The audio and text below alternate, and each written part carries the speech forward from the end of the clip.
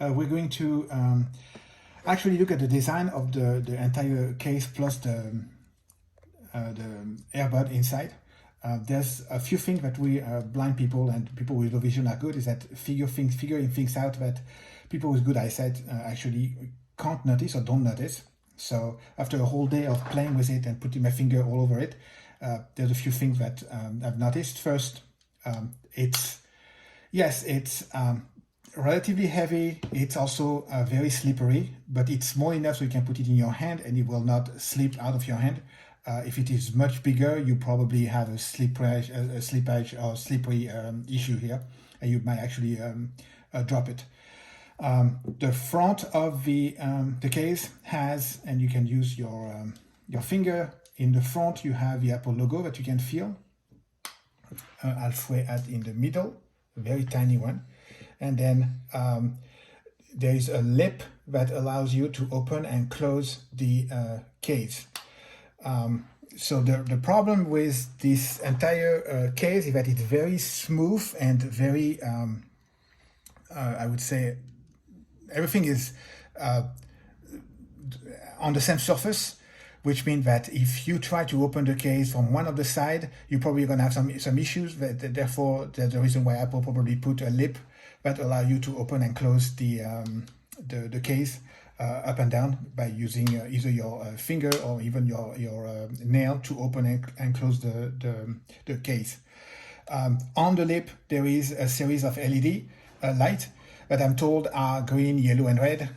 Those are remnant of the series of LED and the color that came from the first edition of the AirPod Pro, the AirPod Pro 1. It is supposed to tell you when it's fully charged, when it's charging, when you need to charge, when it's dead, and things like that. Considering that the second version of the AirPod Pro has actually a microphone that tells you all this with chimes, it's kind of repetitive, but for people with low vision or people that are blind like us, since we're not going to be able to see any of those LED, it's pretty much useless for us. The only thing that we're going to rely on is the microphone. Talking about it, when you look at the bottom of the case, you have actually three areas that you can feel with your finger.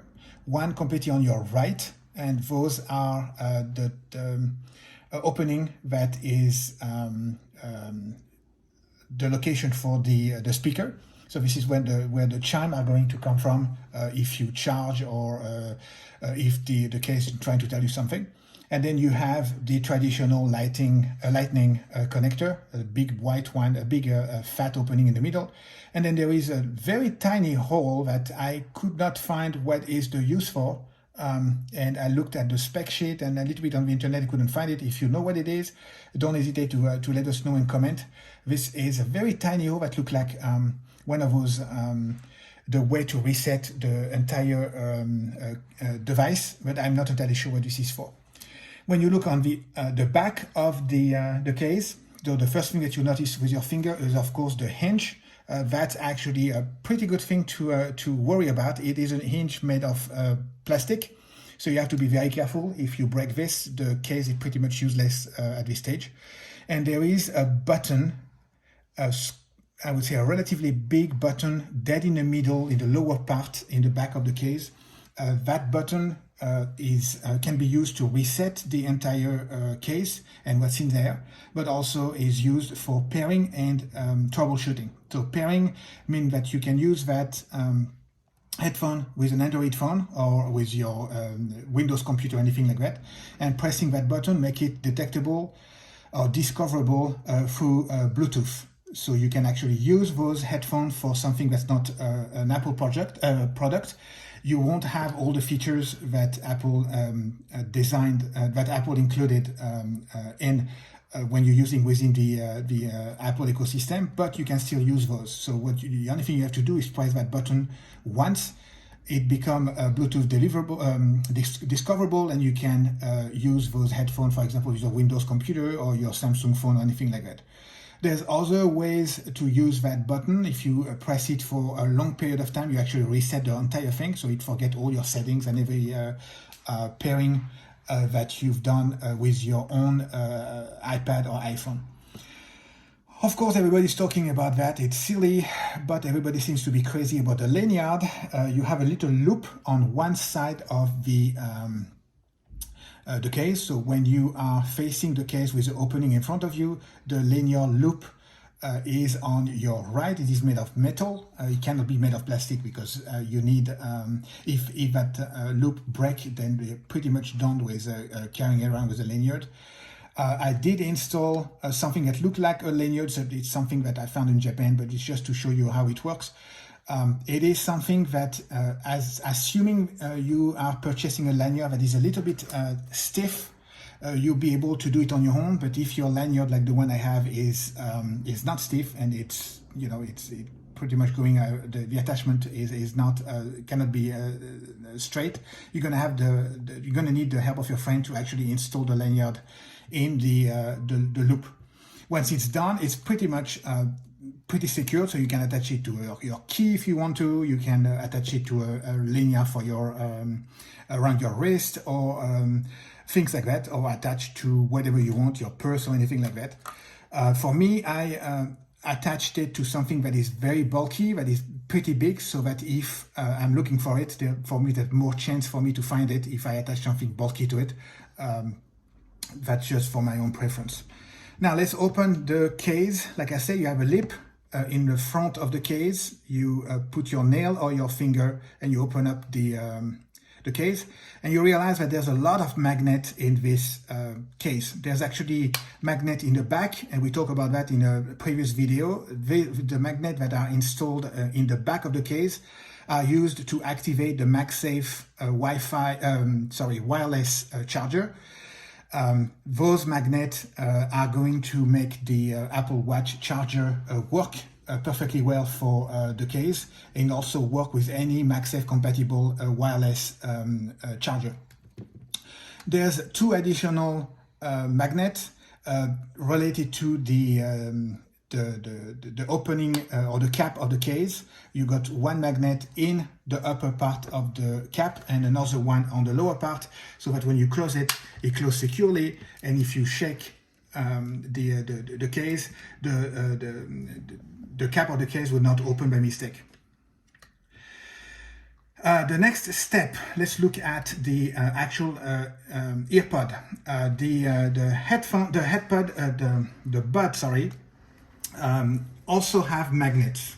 There are magnets within the actual buds, and there are magnets inside the case, which means that the two of them are going to work with each other to position the bud the way it's supposed to be, I would say, located or installed in order to be charged efficiently. So there's really nothing for you to worry about. If you insert the AirPod inside the case in the location it's supposed to be, it will snap in place thanks to the magnet, like it is. And the magnet work for, of course, there's a magnet, of course, for each of those two buds, and they are good enough so that even with the case open and the headphone exposed, if you shake it upside down, the case upside down, the headphone won't slip. Let's have a look now on those headphone, of those buds themselves. The right and the left are identical. When you open the case, you'll see your headphone or your buds sticking out. The one on your right has to be on your right ear, and the one on your left has to go on your left ear. So that's very, very simple to remember. And if you make a mistake and you remove the two buds together and you don't remember which one is which, there's a simple thing to remember, is that the tip that you have to insert into your ear canal is not dead center, it's a little bit off center, which means that if you insert the wrong bud on the wrong ear, you won't have enough clearance with the side of your ear, and you'll see that something's wrong. So that's a good way for you to remember which one is which and which side to use which bud. Let's go back to the design of each buds. This is typical iPad design. For those who know or who used to use the AirPod in general, even the Pro or the Classic, it's the same thing. It has the big part where the sound comes from, and there's a stem that sticks out of the actual part that give you the sound. For the AirPod Pro 2, the stem has a different length compared with the on the stem of each of those buds. You can actually feel a flat area. The stem is circular. It looks like a cylinder that sticks out of the part that provides you with the sound. But the stem is circular, and if you put your finger in it, you'll see a flat area with a little bump in the middle of the flat area. And it's the same design on both sides. And that flat area is the actual control for your headphone. We'll talk about that a little bit later, but it is both touch and swipe sensitive, which means that this is how you're going to control your headphone, by either pressing on the button or swiping up and down to control the actual volume. That's pretty much it for what's in the stem. We are not going to talk too much about the tip, the rubber tip, that you're going to have to insert into your ear canal. That's going to be the topic of discussion for the next video, along with how to choose the right one and how to test them with an app that Apple provide just for that. That's it for now.